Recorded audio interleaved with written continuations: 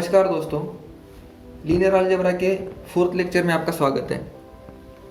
आज हम rank of matrix के बारे में देखेंगे।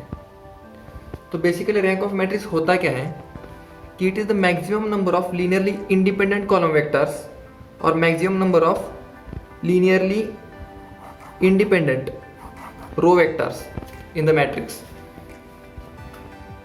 तो जैसे हम प्रीवियस लेक्चर्स में देख चुके हैं कि लीनियरली इंडिपेंडेंट क्या होता है, उसी तरीके से ये वाला लीनियरली इंडिपेंडेंट कॉलम या फिर लीनियरली इंडिपेंडेंट रो है। मतलब अगर हम उसको मैट्रिक्स फॉर्म में लिखते हैं तो पर्टिकुलर रो कंप्लीटली जीरो नहीं होना चाहिए। Same for column. तो इसकी कुछ प्रॉपर्टीज है कि अगर number of rose is less than number of columns तो उस मैट्रिक्स का मैक्सिमम रैंक नंबर ऑफ रोज होगा। तो जैसे अगर ये वाला मैट्रिक्स है 1 2 3 समथिंग 7 4 3, तो इस मैट्रिक्स में number of rose is less than the number of columns. यहाँ पर 3 कॉलम है, ये 2 रो है, तो इसका मैक्सिमम रैंक 2 हो सकता है। क्योंकि जैसे हम लीनियर इंडिपेंडेंस और डिपेंडेंस में देखा है कि ये जो थर्ड कॉलम होगा वो ऐसा linear combination of this two लिख सकते हैं। तो उसी तरीके से अगर number of rows number of columns से ज़्यादा है तो उसका maximum rank number of columns रहेगा। और किसी भी मैट्रिक्स का रैंक जीरो तभी हो सकता है जब उसके सब एलिमेंट जीरो हो। किसी मैट्रिक्स का रैंक तभी जीरो हो सकता है जब उस अब रैंक निकालना कैसे है ये हम एक एग्जाम्पल के जरिए समझने की कोशिश करते हैं। जैसे हमने पिछले लेक्चर्स में देखा था कि किसी भी मैट्रिक्स को रो इक्विवेलेंट फॉर्म में कन्वर्ट कैसे करना है, जब हम डायमेंशंस पे देखे थे, फिर लीनियर इंडिपेंडेंस पे देखे थे। उसी तरीके से suppose we are given matrix A 0 1 2 1 2 1 2 7 8, तो इसको हम पहले रो इक्विवेलेंट फॉर्म में कन्वर्ट करेंगे। तो उसके लिए हम R1 को R2 से इंटरचेंज कर देंगे। ये यहाँ पर आ जाएगा, ये यहाँ आ जाएगा। ये जो रो है सेकेंड वाला, ये फर्स्ट में आ गया, फर्स्ट रो सेकेंड में। तो अब हमें यहाँ पर 1 मिल गया, पहला एलिमेंट। तो इस 1 के ज़रिए हम इसे और इसे 0 बनाएंगे। तो हम क्या करते हैं, ये तो पहले से 0 है, इसे 0 बनाने के लिए हम करेंगे R3 - 2R1।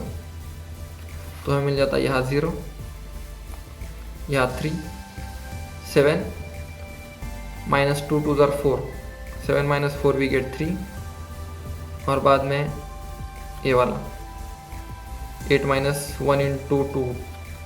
2 और 8 - 2 हमें 6 मिल जाता है। अब आगे हमें यहाँ पर 3 और 6 मिल गए। अब हमें इसे 0 बनाना है। इस 1 की मदद से हम इस 3 को 0 बनाएंगे। तो उसके लिए हम क्या करेंगे, R2 को 2 से मल्टीप्लाई करके R3 से सब्ट्रैक्ट करेंगे। मतलब हम करेंगे R3 with R3 - 2 sorry R3 - 3R2। तो ये देखिए, ये 3 - 3 हो जाएगा, ये 0, ये 2 × 3 6 - 6, ये भी 0 हो जाएगा। तो जैसे हम यहाँ देख सकते हैं कि ये 0 हो गया। अब यहाँ इंपॉर्टेंट बात है कि इस पूरे मैट्रिक्स में एक रो कंप्लीटली 0 हो चुका है। तो हमारे पास 2 इंडिपेंडेंट रोस है, एक डिपेंडेंट है। तो हमें जो 3 इक्वेशन दिए गए हैं उनमें से सिर्फ 2 इंडिपेंडेंट है, एक नॉन इंडिपेंडेंट है, मतलब एक डिपेंडेंट है। तो रैंक ऑफ ए मैट्रिक्स होता है ये 2, मतलब नंबर ऑफ इंडिपेंडेंट रोज। जैसे हम एग्जांपल में देखे, सॉरी डेफिनेशन में देखे थे कि rank of a matrix is maximum number of independent rows. तो यहाँ पर कितने हो जाते हैं, ये 2, ये 1, ये 2। तो हमारा रैंक ऑफ मैट्रिक्स यहाँ पर 2 हो जाता है। अब हम यहाँ इसे अगर बेसिस वाले से रिलेट करते हैं तो बेसिस वाले में हमें क्या मिला था, सेम बेसिस इसका क्या हो जाएगा 1, ये वाला जो वेक्टर है 1 2 1 और 0 1 2, ये 2 मिल जाएंगे इसके बेसिस, और इसका डायमेंशन होगा फिर 2 1 2। ओके, तो आपके लिए एक क्वेश्चन है, अगर वक्त मिले तो एक प्रैक्टिस कर देना कि suppose you are given y equal to 1 2 3 2 3 5 3 4 7 and 5 4 5 9 और आपको इसका रैंक फाइंड करने के लिए बोला है। आपके पास ऑप्शंस है 0 1 2 3 4। आप एक करके देखना। आपको हिंट देता हूँ कि यहाँ पर देखिए नंबर ऑफ रो से 4 1 2 3 4 और नंबर ऑफ कॉलम से 3 1 2 3। तो इसका मैक्सिमम रैंक क्या हो सकता है? 3, right. Maximum number of columns यहाँ पर 3 है, तो ये तो ऑप्शन कटा। इसका एटलीस्ट 1 एलिमेंट नॉन जीरो है, तो ये ऑप्शन कटा।